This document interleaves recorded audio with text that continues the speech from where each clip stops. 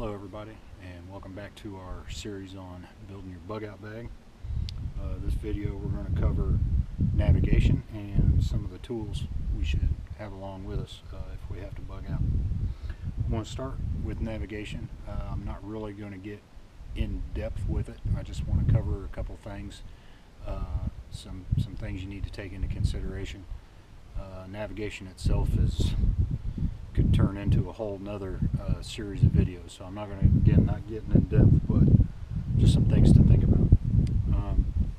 If there's bad things happening, especially if it's a weather event, cell towers could be down, or it could be an event that's big enough that the communications network is just overloaded and you're not going to be able to get through to anybody. So we can't rely on our cell phone a whole lot, especially communications wise, which we'll get into in a later video, but just about everybody's got a smartphone now that's got GPS on it. With that said, the way the phone actually works is in conjunction with cell towers, alright? And if the cell towers are down, chances are your GPS isn't going to function the way it's supposed to.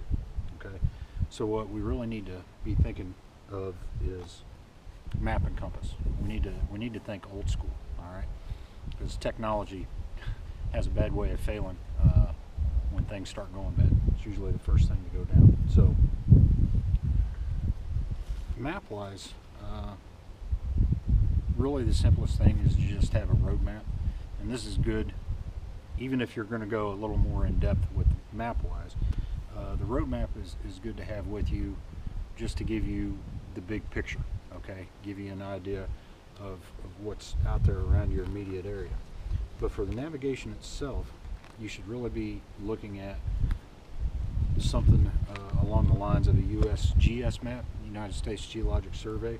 And you can get these maps online through their website. There's other websites such as topozone.com. And the beauty of these is they give you grid lines that you can break down. They're going to show you what the terrain looks like. You're going to see the water features. You're going to see the roads. All that is on this map. And you should have a map big enough, or have enough quads, because that's what they call them. Each individual map is a quad. You should have enough of those quads to get you from your house to your bug out location. Alright? And you're going to use this map in conjunction with your compass. There's a lot of options for compasses out there. There's some good ones, there's some bad ones. Being somebody that likes something that's multifunctional, I would suggest something along the lines of the Silva Ranger. This is what they would call a map compass. It's got the grids laid out here so you can plot a course on your map. Again, I'm not going to go into all the hows and Y4s, but it has that option on there. It also has a magnifying glass for reading some of the smaller writing and whatnot on your map. You could also use that as a fire starter. Again, it's multifunction. And this one also has a sighting window and a mirror on it for holding a precise course. Now, a simple compass like I have on my wristband or the watch is fine for just keeping a general direction as I'm moving. But if I want something more precise, then I would use this. And all you need to do is, let's say I want to head due west, so I put my dial right on west. I'm going to fold this up, and I want to make sure that the north arrow for my compass is fitting in the north arrow on the dial, like so. And when I turn that up, I can look through the slot. I can see my dial in the mirror, make sure everything's lined up, and that'll keep me on course. Alright. The other beauty of having the mirror on here with this type of compass is that it is also a signal device. Alright. I can sight through this at someone or something in the distance that I want to signal, and as long as I have some sun, I can shoot some signals to them. Alright, so again, multifunctional. always keep that in mind when you're choosing your gear. That's really as far as I'm going to go with the navigation on this. I just want you to get thinking about not relying so heavily on technology, especially when we're talking about the boat out situation. So we'll move on to tools that you might want to have with you when things start going bad.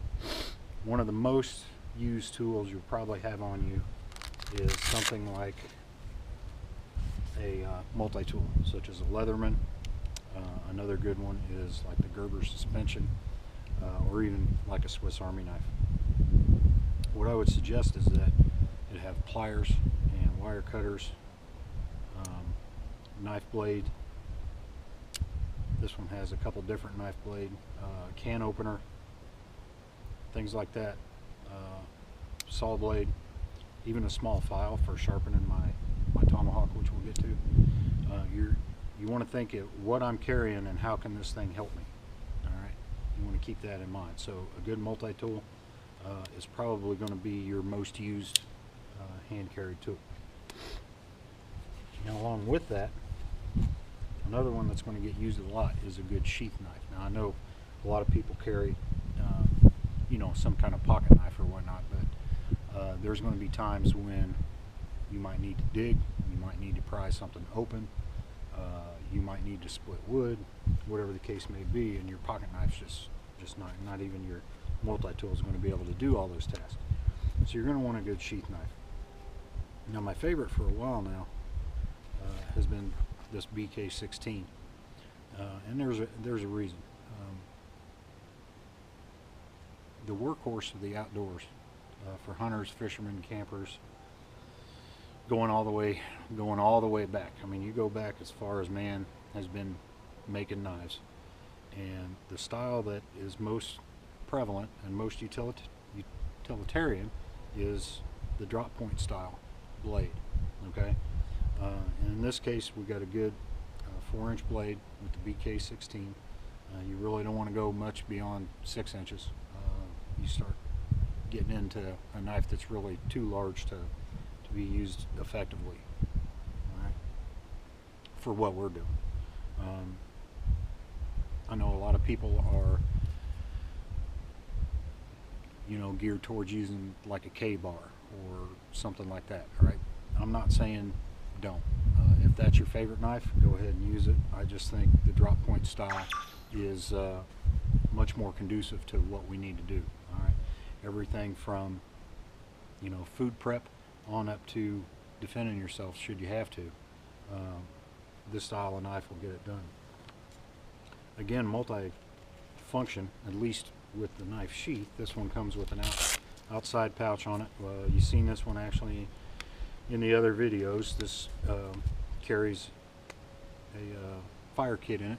Okay, should I be separated from the rest of my gear and need to start a fire, I got a cutting tool, I got fire, and I've even got some cordage on here. All right. Now that knife's a little more expensive, so for people out there on a budget, you've seen this knife again in one of the other videos too. It's made by Mora. All right. Mora makes a great knife. They've been around for many years, and there's a reason, because they make a great product. With that said, it's also a very cheap product. This is one of those where you can go cheap and get something great. All right. Most of these Mora knives are anywhere from the $10 to $20 range for just the regular knife. This one happens to be in conjunction with another company called Light My Fire, and what they've done is taken one of their classic Mora style knives and built a fire striker into the handle. So again, multi-function. You have a cutting tool and a fire starter all in one. All right. I would say that's a must-have. A good fixed blade knife and a good multi-tool. Some options to carry. I would say my first option, and something I've always got with me, would be something to chop with. All right. In this case, I like carrying the Trailhawk tomahawk from Cold Steel. It's got a head on it that's big enough to do some light chopping. You're not going to take down, you know, a full-size tree, but it'll take care of your firewood needs for fire. It's also got a hammer pole on the back for hammering in your tent stakes, whatever the case may be. Like a lot of things I have in my gear, I like wrapping the handle with 550 cord. Helps me grip, but it's also some extra cordage should I need it. Extra way to carry it. Again, besides the obvious chopping wood and driving tent stakes, you know, self-defense. Keeping on with the cutting tools, you might want a saw. A saw is actually more efficient than chopping. So in the wintertime, I've always got some kind of saw with me because cold weather, fire becomes very important. So some of the options are just a simple folding saw. You can get these in the camping or outdoor areas of, say, Walmart or something like that. Very easy to keep in your pack, and these work fairly well. Most of them aren't that robust, though. If you notice, this has a pretty thin, flimsy blade on it. So if you want to get a little more structure to it, so to speak, so it holds up a little longer, you could get a simple bow saw like this one here. This is about the smallest you can go with bow saws. It's 12 inch.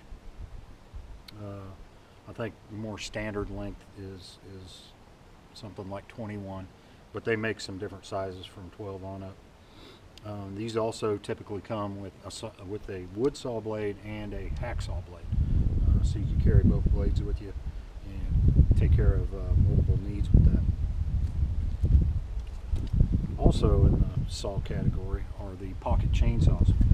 Now I'm not talking about the wire, what they call the commando saw. I've yet to find one of those that hasn't broken on me in the middle of trying to do something. But these newer ones are actually built like a chainsaw blade. And all you need to do, I carry mine in a tin just to keep it halfway organized in my pack. And this one came with handle loops, but and plastic T-handles, but I took them off just for compactness, because really all I need to do with the metal loops that are on it, take a piece of 550 cord on either end and a stick, and I've got the handles to use, and all you need to do is put that on your log and saw back and forth. And what you can also do with this is make your own bow saw out in the woods. All you need to do, if I can lay this out, hopefully you'll be able to see it. All I would need to do is have 2 upright sticks with these lashed on and a cross stick in between them, and then take some 550 cord at the top with a shorter stick as a tensioner to tension it up.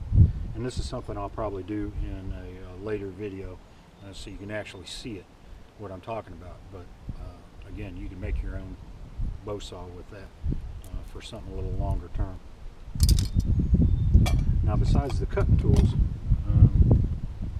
what you're going to want to have is some type of cordage. All right, and the kings of both of that are military grade 550 cord, parachute cord, and duct tape. All right. Beyond the regular, you know, setting up your shelter, hanging your hammock, whatever, the 550 cord has 7 internal strands inside of the outer tube, if you will. All right, so you can actually cut this and pull the inner strands out, and you have sewing thread, you have fishing line, you know, whatever the case may be. You've got all kinds of cordage there for whatever you need.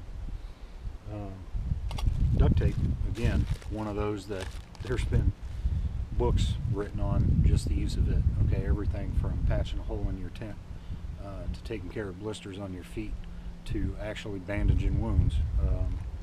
Duct tape is the king, so you're going to want to have some kind of duct tape. Now, most of this, because again, I live in a rural area. This is my backyard, actually. You can see where I live. This is really geared towards that. Okay, some of you may be in a more urban environment, all right, and your needs will be a little bit different. Where I might want a saw for cutting wood, you may not have that option. May not be a lot of trees and whatnot out there, and the trees that are there aren't dead enough to burn anyway. You may be thinking more in terms of how I'm going to get out of the city first. Okay, there's going to be obstacles along your route. Something to think about would be a good pair of pliers that have some wire cutters on them. You might have to cut through a fence type barricade or whatever. You might need to get through some doors, some locked doors. So a good pry bar might be something for you to think about. My examples I have here obviously aren't the ideal things to have. You might want to go, especially when you start talking about pry door and breaking through things, something a little more substantial than this, right? You think titanium. You might actually want to look up some actual breaching tools. Okay, so again, that goes back to what we talked about in the earlier videos about considering everything in your environment.